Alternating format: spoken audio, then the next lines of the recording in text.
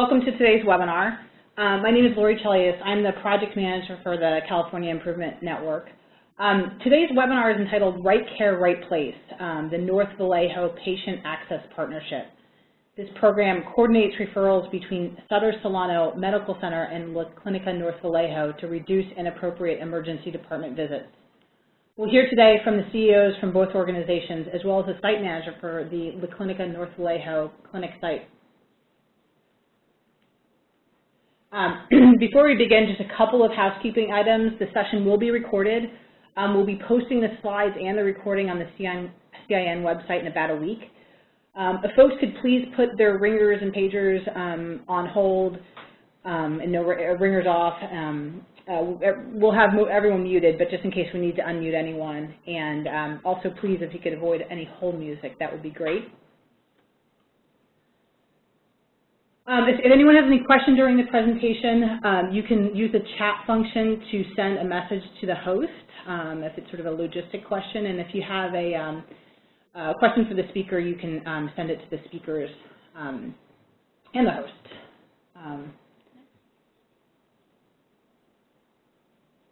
So today's speaker, we have Jane Garcia from the CEO of La Clínica de la Raza, Terry Glubka, the CEO of Sutter Solano Medical Center, and Jackie Jones, the site manager of La Clínica North Vallejo. And before handing it over to them to present, just wanted to share a little bit about their backgrounds, our speakers' backgrounds. So Ms. Jane Garcia is the Chief Executive Officer of La Clínica de la Raza, a federally qualified health center headquartered in Oakland, California. La Clínica is the largest community-based primary health care center in the Bay Area with an annual operating budget of over $82 million. As the largest employer of the Fruitvale area, La Clínica employs nearly 800 employees and serves over 68,000 individuals, the majority of whom are low-income, working, and uninsured. The East Bay Business Times has listed La Clínica as the second largest nonprofit organization in the Bay Area, and Hispanic Business recognized the organization as the fifth largest nonprofit in the U.S. in service to Latinos. La Clínica is a comprehensive program including the full gamut of medical services, ancillary services, including dental, eye, mental health, and health education. It currently operates 27 sites in Alameda, Contra Costa, and Solano counties. Ms. Garcia is a community advocate and an activist with a passion for preserving community health care for all residents without regard to income or immigrant status. Under her leadership, services have been extended from Alameda County to Contra Costa and Solano counties. La Clínica now has services in Pittsburgh and Concord and Contra Costa County and Vallejo and Solano County, where the number of uninsured has grown steadily over recent years.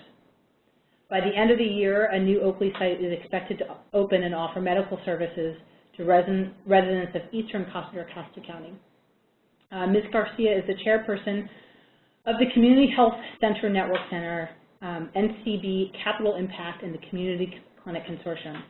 She's a board member of the California Endowment, the Alameda Health Consortium, and the Alameda Alliance for Health.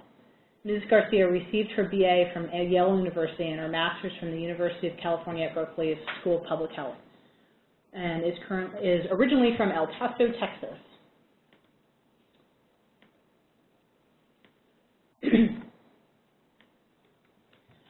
Terry Glubka is a CEO of Sutter Solano Medical Center and assumed her current position in 2005 after serving as Chief Patient Care Executive since 2002 for the 102-bed not-for-profit hospital in Vallejo, California.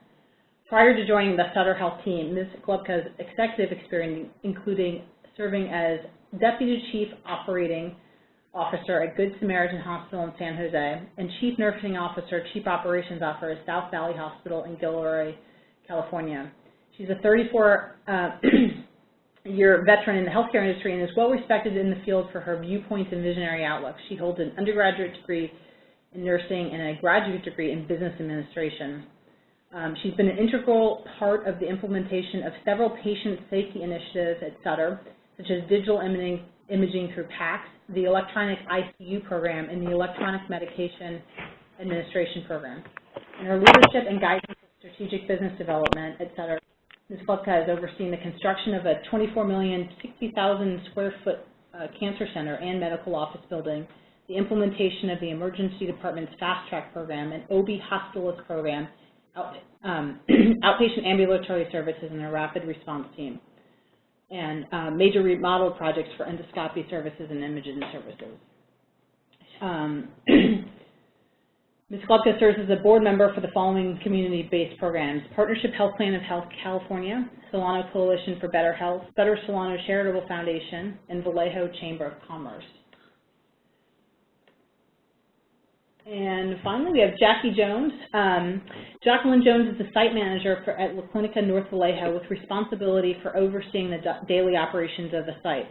She has over 30 years of healthcare administration experience, including 10 years with Alta-Bates Medical Associates and 7 years with community health centers. She joined the La Clínica family in August 2010, bringing with her 6 years of previous FQHC experience working with Petaluma Health Center in Sonoma County. She has been successful in implementing advanced access and continuity of care processes to provide care to patients when it's needed. So with that, I'll hand it over to Jane and Jackie to start the presentation. And if you'll just give us 1 second to pass the presenter ball to you all. All right, Good Jane, afternoon, everybody. yours. Can you hear me? Yes? Okay. Yep. This is Jane Garcia, and today our agenda includes a very quick and brief overview of both La Clínica and Sutter Solano. We're going to talk about the problem that we encountered and why this partnership was established, the benefits and challenges thus far of the work that we have done. We will cover a return on investment, successes that we've had, as well as some plans that we have about how we're going to take this partnership to another level. The next slide is really intended to share with you the 3 counties that we're in, and to talk about the fact that in each of these counties, some of the commonalities are that we share a service area with Sutter Health as well as with Kaiser Permanente. So this has really lent itself to a number of partnerships, certainly in Solano County, but a number of partnerships in all 3 counties. In Solano County, we do not have a county hospital. As a result of that, there is a Solano Coalition for Better Health, and both Terry and I are board members of that partnership, where all the stakeholders that provide health care are able to come together. And it is one of the ways that we ended up in Solano County. We have 5 clinics there now. We essentially inherited 3 of those. One was a community health center in trouble, and through the partnership of Solano Coalition, we were asked and did come in and took over the management of that clinic. One of those sites, Great Beginnings, is a prenatal clinic that Sutter Solano has operated in the past. They felt that it was an outpatient clinic. We have lots of experience at La Clínica providing prenatal care, and it was quite a natural for us to come together. And we now run that clinic, and it was really the first home run of the partnership between La Clínica and Sutter Solano. So I think there is a history of working with the hospital, and we were very fortunate that we were able to start with a positive experience and a home run, as I talked about. And I think that that's really laid the foundation for us looking at other partnerships going forward. In the next slide, the real purpose about this is to show you that we are a federally qualified health center, and what that means for those of you that may not be FQHCs or know about that is that we are federally funded. In return for being federally funded, we agreed to provide a sliding fee scale that's means tested. We agreed to a majority consumer board of directors as our governance. We agreed to the feds having a reversionary interest in our property. So any property that we own, the federal government requires that we file a federal interest, so that if we were to go out of business, they would claim some percentage, some ownership of our assets. But in addition, as a result of that, we do get an enhanced rate for Medi-Cal in recognition of the great number of people who are uninsured that use our services and use the sliding fee scale, and in recognition that we are not just about medical services, but that we provide enhanced services that are required by an uninsured low-income population. So heavy on the case management, heavy on linkages and partnerships to other services that are not traditionally thought of as medical services. On this slide, I would also point to the ethnicity of our patients. La Clínica has historically been largely serving a Latino community, but that has been changing quickly. And here you see that we are serving 12% African-American population, but in the next slide, you'll see that in North Vallejo, actually that percentage is 26%. The other thing here, too, is the uninsured and Medi-Cal rate. And you see that overwhelmingly our patients are uninsured or providing or accessing Medi-Cal. In the next slide, this is a demonstration or a graphic demonstration of what our growth has been. In this slide, which is now outdated, it indicates that we've seen 4,600 patients, but right now we are closer to 5,800 patients, providing 17,000 visits, and at present we are accepting 315 new patients a month. That is one of the largest demands for services of any of our 28 sites. So North Vallejo is clearly one of our fastest growing sites. So with that, Terry is going to do the same, Sutter at a glance. Yeah, this is Terry Glupka. Can you hear me? Yes, Terry. Okay, thank you. I'm sorry Jane, missed some of your presentation because I had problems with access. So to the group, if I repeat what Jane said, I apologize up front. So again, on this slide, it says Sutter Health at a glance, and again, as you know, Sutter Health is one of the largest healthcare systems in Northern California, clearly serving 100 Northern California cities. We have quite the large employee base of 48,000, have a relationship with 5,000 physicians, and as you can see, 24 acute care hospitals and 5 medical foundations. We recently, Sutter Solano Medical Center is part of what we call the SAC Sierra region. So in 2009, or excuse me, 10, Sutter Health merged the 24 hospitals and the 24 hospitals and the 5 medical foundations and grouped them into 5 separate regions. So again, Sutter Solano is part of the Sacramento region, and so much of our alignment is within the Sacramento area.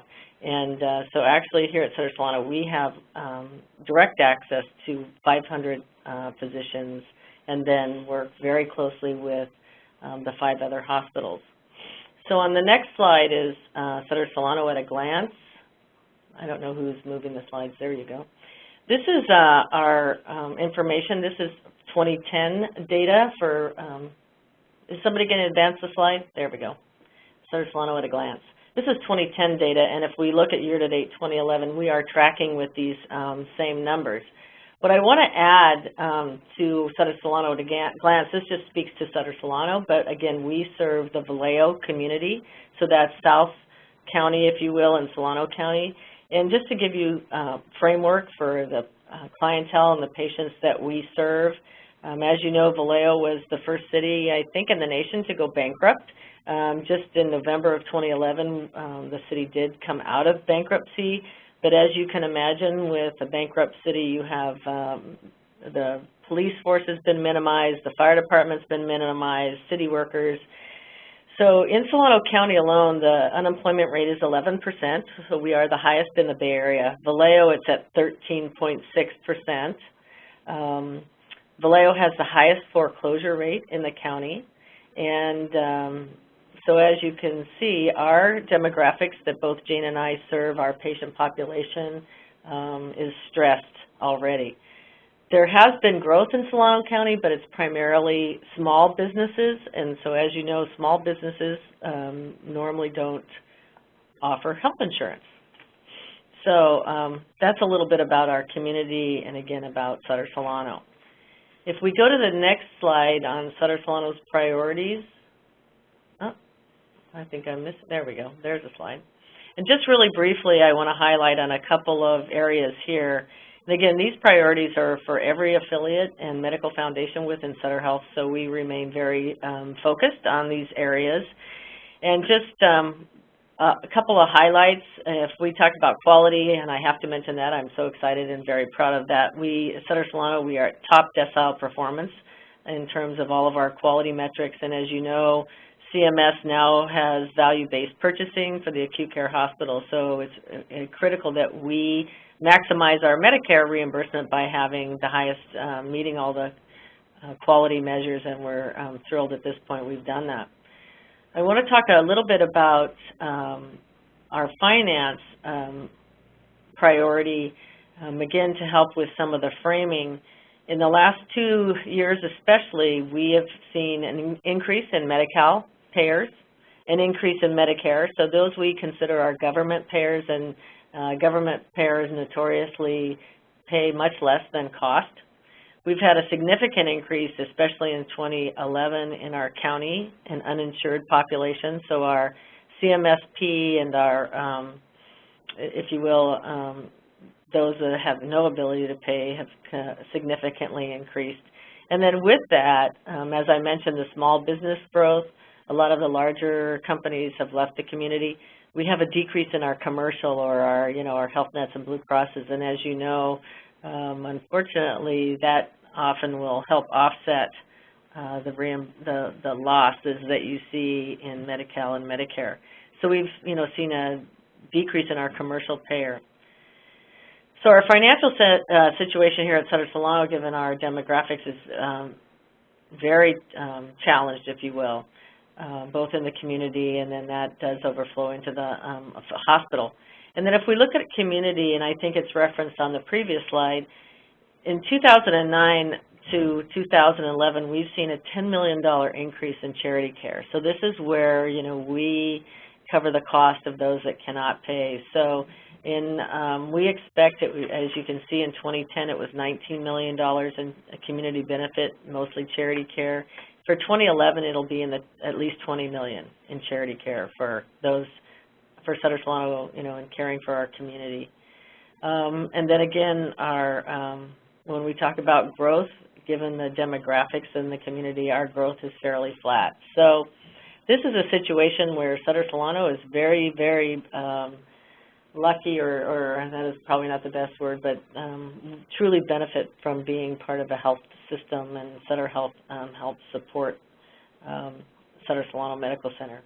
That's why, as we looked at our programs with La Clínica, it's so important for us to be delivering the right care at the right time at the right cost. So if anyone have any questions, otherwise I'll move into the problem statement. No. So the problem, and actually this started for us here at Sutter Solano in 2006. We were looking at our emergency department, and we looked at the fact that we are a 13-bed or 13-bay emergency department, and normally the standard is that you see 2,000 patients per bed per year. And so as you can see, our stats show that we're seeing anywhere, at that time around 30,000 patients. We're up to 35,000 patients. So really we're looking at, and we have no opportunity to expand that ED. So we really were, dug into the data and looked at the detail and realized that a huge population was seeking primary care coverage in our ED. The other compelling data points were, if we looked at all of Solano County, and if you looked at by zip code, the lowest medium income, or what the income of the population was, lowest medium income was in North Vallejo, which is pretty much where the hospital sits, our emergency department sits, so it's a 94589, 94590 zip codes. There are no clinics, no access for that population, which is the lowest medium income in the county, no access to county clinics close to them. There was minimal transportation services. The only county clinic is way downtown here in South Vallejo. So Sutter Solano's emergency department sat between the lowest medium income population, the highest uninsured or low underinsured, and the county clinic. So we realized that we were really providing primary care services to this population. So large numbers of patients using our ED for non-urgent care. And then, of course, most of these patients were underinsured. And again, this is, when we talk about the right care at the right place, at the right time, right cost, the EDs it's episodic care. It's different doctor. It's, sure we have the record, but the physicians are moving through a lot of patients. So, absolutely not the best quality care for the patient itself. And then again, there was a significant lack of the underinsured. So 75% of the 10,000 visits were non-urgent and underinsured, and then 78% of these were one-time visits. So, and then we saw lots of pediatric visits. So we realized this in 2006. Sutter Solano actually at that time started talking to the county. We realized that they were going to expand the county clinic down in North Vallejo, or excuse me, down in the other end of the city. And given the restraints of the county system, we quickly realized that we needed to seek another partner. And then as Jane had mentioned, we had already established a partnership with our Great Beginnings perinatal program. So it just was a natural fit for us to look to Jane and La Clínica to see how we could work together to provide more access and appropriately care for this population.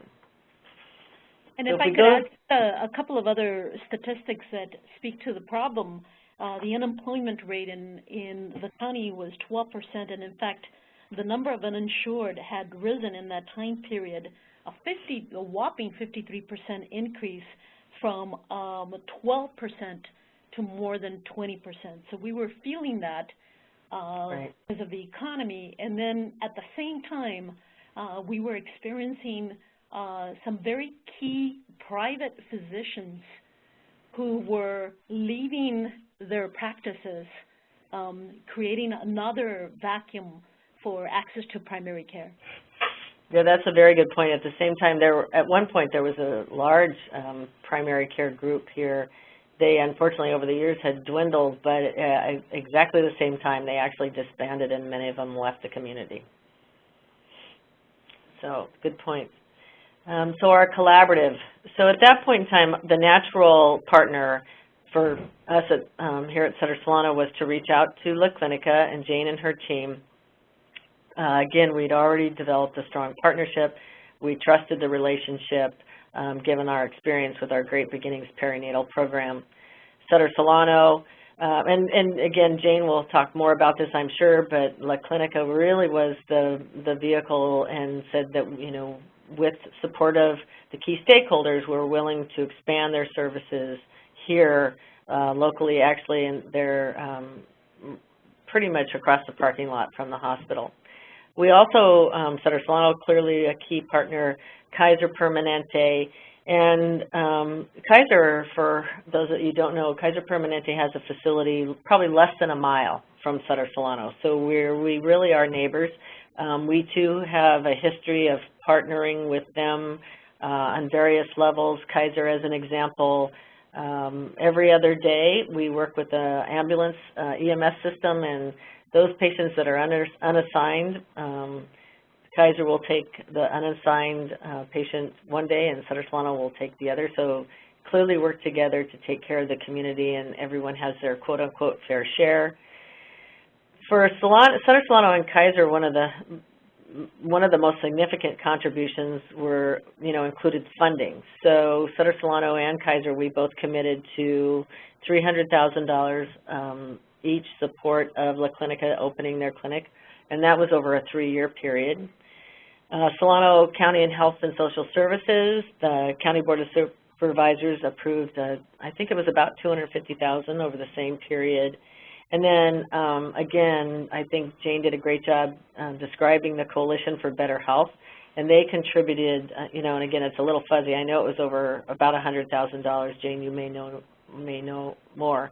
But the Solano Coalition, again, I'd like to speak to it. They are very significant in our community, and I think we are probably very fortunate as a county to have the Coalition for Better Health. Again, it's the key stakeholders, so all the hospital CEOs sit on this board, the FQHCs, and their mission and is, the county health department sits on it, is to improve the health and quality of life of the communities and neighborhoods and the people in Solano County, providing leadership, focusing on the resources and developing partnership.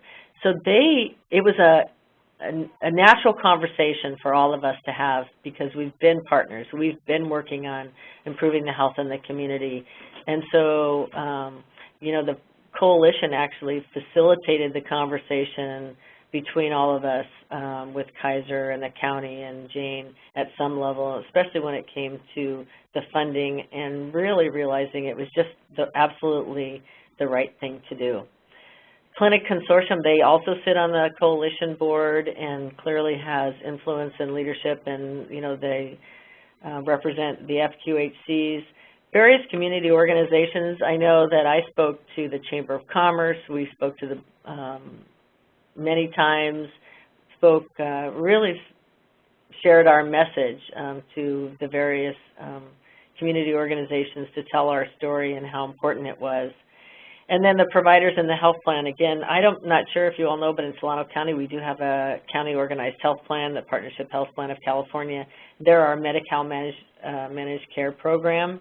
And that was one of the challenges that we did actually need to work through, and we'll talk more, because although the Partnership Health Plan at the time does an excellent job of picking up the Medi-Cal patient and assigning them to a provider, again, and were many of our Medi-Cal patients assigned to providers here in Solano County and here in Vallejo and that came to see us at the hospital, the problem was access. So they would be assigned to a primary provider but could not get in, so their default was to, again, come here to the ED for quick care. So I want to speak to how key the funding was when we did our pro forma over 3 years, which is what I needed to get board approval. We identified gaps when we projected what our payer mix would be and what the buildup of patient accessing the clinic like. And so in doing that, we identified that we would have some gaps in our funding that would decrease over a 3-year period. But without that funding commitment over the 3 years, it would not have been possible for us to do this endeavor. Yes, and you know, we were very, again, I think the coalition definitely supported that conversation. We were really very pleased that both Kaiser and the county and then the coalition supported it. So clearly we had commitment from the community for this program to be successful. On the next slide is so what were our goals, the partnership goals. Bottom line, it was really to reduce our non-urgent ED visits for all of the reasons that I spoke to earlier. You know, it's an issue of capacity. As you know, ED visits, and we'll speak to it more at the end of the slide, are far more expensive.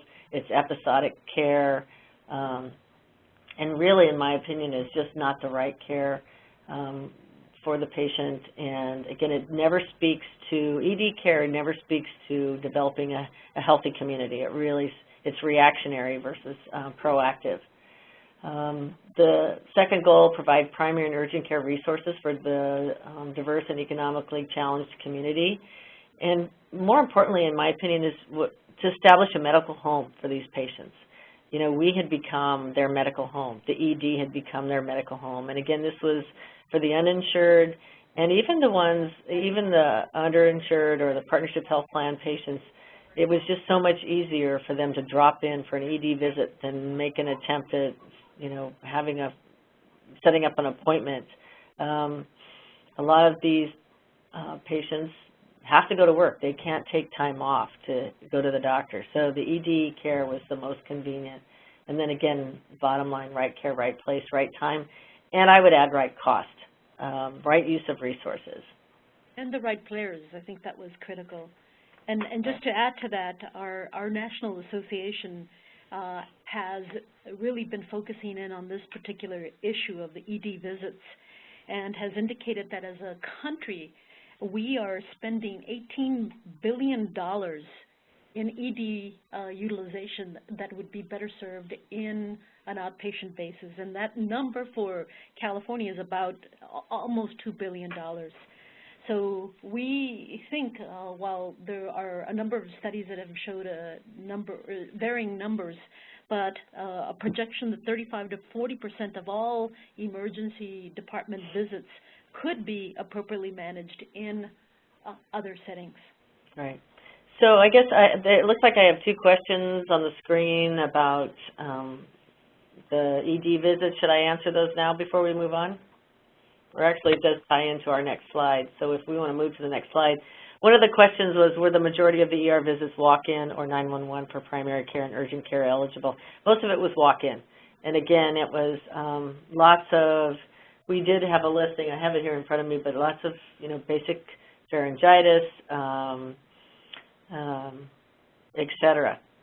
So it was mostly just walk-in. And then our average wait times, we actually at the same time invested or transitioned the ED to a new provider group, and their main focus was wait time. So actually I'll address that right now as I talk about the ED referral process. Our new group became very, very efficient at good or bad, if you will, in terms of this program. They became the turnaround times were dropped amazingly, and they're very efficient. So anyway, the referral process is as the patients, this is the initial intent, was the referrals were to come from Sutter Solano, and so as the patient came into the emergency department, the nurse, as we go down to the second bullet here, was to do a medical screening exam, and then based on that criteria, which I'm sure many of you are aware of, if they met the screening criteria, they could then at that point in time, without seeing a provider in the ED, be referred to La Clìnica. And basically, La Clínica's initial intent was to have essentially urgent care hours and be available. And again, the ED is right across the street, or excuse me, La Clínica is right across the street, if you will, or parking lot, so they could easily walk across the parking lot. There was appointment availability. The challenge became, in the end, with EMTALA, and you all know that's the Emergency Medical Act and Labor Act. And really, it's very clearly defined. If you do a medical screening exam, and if the client meets that criteria, you can suggest and recommend that they have an immediate appointment over at the clinic. The challenge became with, the patient has to be willing, to say, oh, okay, I'll go ahead and go across the parking lot and do that. The staff, the nurses had to feel confident that the patient was going to go directly from the ED over to La Clínica, and that there would not be any adverse outcome. So in the end, it became an issue of liability. It was very nerve-wracking, and I know that as a nurse, and I used to be an ED manager, we attempted to do this in one of our EDs 10 years ago, and in the end backed away from it because you never were confident that the patient wouldn't have an event from A to B. So unfortunately, we have moved away from that. And then as I just shared, at the same time, we did bring in a new ED group and they put in a physician extender, a nurse practitioner, PA in triage. And if they got involved with the patient, they went ahead and treated the patient. So that was the process and how it was to work. And it looks like there's another question. Does the ER staff, MD nurse, reinforce avoidable ER, and does your discharge instruction occur in follow-up in the clinic rather than return? Absolutely, and I think we address it later. So where we evolved is if no matter what, if we see the patient in the ED, we are actually fortunate here in Solano County that we have internet access to La Clínica's scheduling system or appointment system. So all patients that we see in the ED that don't have a primary care provider, we either make the appointment, so they walk out with their discharge instructor and the appointment in hand. And again, Sutter Solano's been in the community, and we've been caring for these patients for over 100 years. So it's a huge cultural shift. So absolutely, lots of communication, lots of education. We give them a follow-up visit right then and there.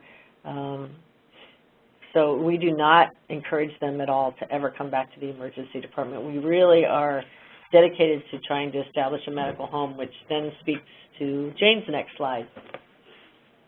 Just to add to your presentation there, Terry, again, location. Being in close proximity to the hospital's ED made all the difference in the world. And also having Terry's blessing and then having a nurse champion in-house, the ED room, made all the difference in troubleshooting and championing the referral process. So I think without that, we would have really had even larger struggles. In terms of, so then how do we make the relationship between the patient and our primary care home stick? What are the things that we have done to move from a one-time interaction to establishing a long-term relationship? And that leads us to the next slide, which is regarding the medical home integration.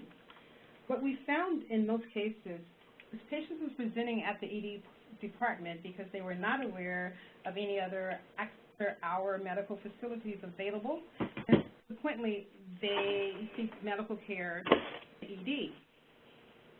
Upon establishing care after being referred to La Clínica, we educate the patients about our after-hour urgent care services and encourage them to call us before returning to the emergency department.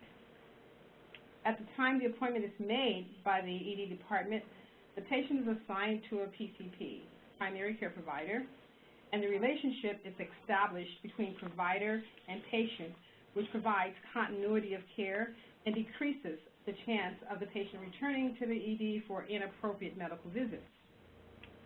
Patients with chronic illnesses such as diabetes and cardiac conditions are tracked in our registry and routinely contacted for follow-up care.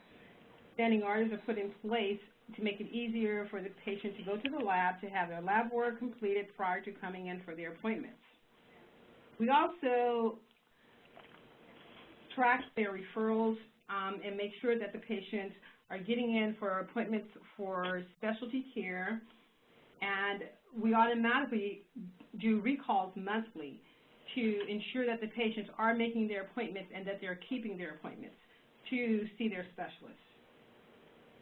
Upon discharge for the emergency department or from an inpatient stay at Sutter, Sutter automatically fax over all of the ER and discharge notes for the patient's follow-up appointments to ensure coordination of care with their new primary care provider. As a primary home for the patients, La Clínica also provides group visits for chronic illnesses, health education, case management, and behavioral health services to assist the patients from returning to the hospital, as well as coordinated source of primary care is more likely to result in more preventative services being received, such as screenings and immunization.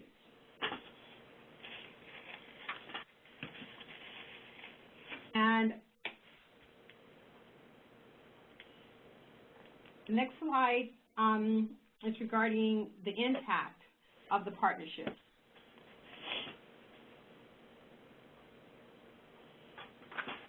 So 35% of our patients were walk-ins. We provided urgent care services. Excuse me, Jackie, could you just move a little bit closer to the phone? I think a couple folks are having trouble hearing you. Sorry to interrupt. Is that better? It's great, thank you. Okay. 35% of our patients were walk-ins.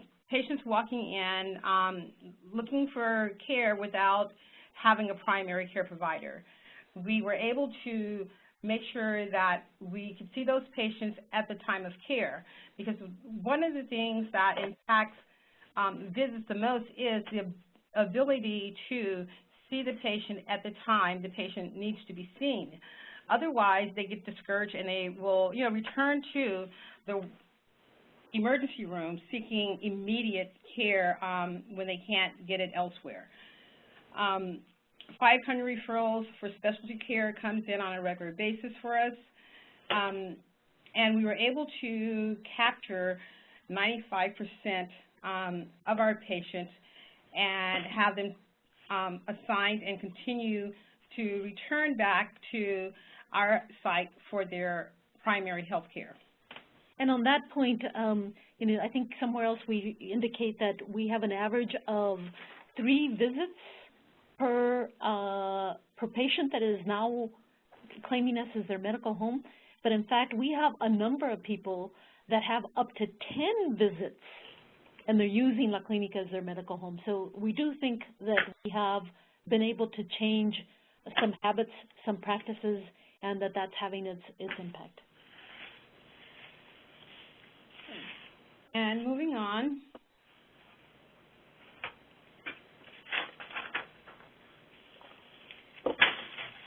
So are we going to the next slide? Is that? Yes, we're going to the next slide, which is the return on investment? Return on investment. Okay, so again and again, I'm sorry I missed the first half. I was having a little trouble getting on.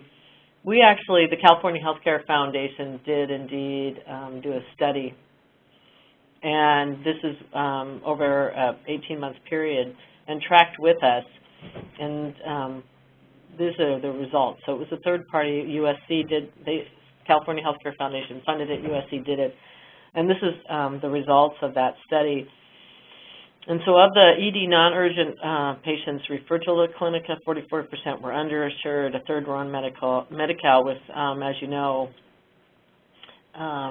little to no reimbursement for follow-up visits if they return to the ED. So it was important for us to make sure that these patients did establish a medical home. And then again, this is the cost differential, between the 2 visits. So for the patient to be seen in a La Clínica, clearly, from a cost perspective, is much more appropriate. And again, I can't stress more the fact that they now have established a medical home. Okay. Okay. So in terms of the challenges, obviously building trust was an issue, and it wasn't an issue certainly between Terry and I and the people who were actually planning this, but making sure that the emergency department had confidence that we knew what we were doing, frankly.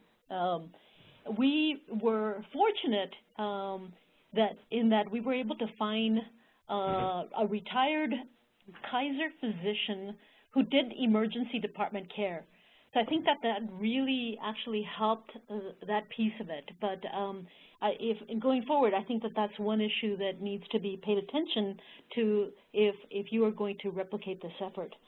Obviously, changing the behavior of clients is a long-term journey, and part of what we had to do and